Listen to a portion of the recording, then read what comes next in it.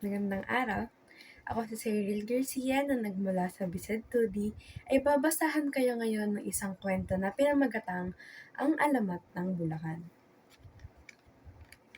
Noong unang panahon, may isang malawak na lupain na sagana sa pananim. Ito ay pinagyayaman ng isang diwata na nakatira sa kabundukan. Paminsan-minsan ay umaakyat ang mga mamamayan ng nasabing lupain upang magbigay ng pasasalamat sa diwata sa pamamagitan ng pag-aalay ng mga prutas at gulay. Isang araw, isang makisig na binata ang bumisita sa kabundukan upang mag-alay ng prutas para sa diwata. Nang makita niya ang lalaki, ay napukaw nito ang kanyang pansin. Siya ay nabighani sa kakisigan nito na naging dahilan na agad niyang pag-ibig dito. Simula noong araw na yon, ay palagi na niyang inaabangan ang pagbalik ng binata. Binibiyayaan niya ito ng masaganang ani upang magkaroon nito ng dahilan na mag-alay sa kanya.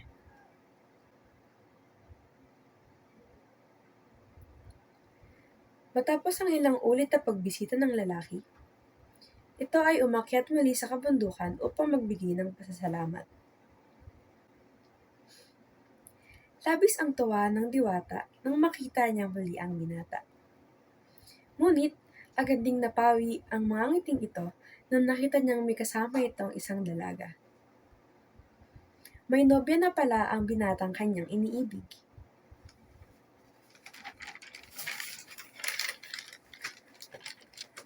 Nadurog ang puso ng diwata na nagdulot ng matinding tagtuyot sa lugar na naging sanhi ng pagkamatay ng mga halaman at pananim.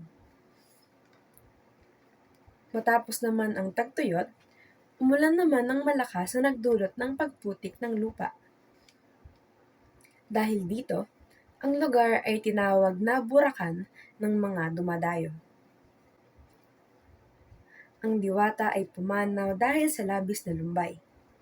Noon lamang naging maayos muli ang lupa, ngunit hindi na ito kasing sagana ng dati. Ang lugar na ito ay tuluyan ng tinawag na Buracan at kalaunan ay naging Bulacan. At sa tuwing uulan ng malakas at magdudulot ng kaputikan, ay inaalala ng mga mamamayan ng Bulacan ang isang diwata na hindi nasuklian ang pagmamahal.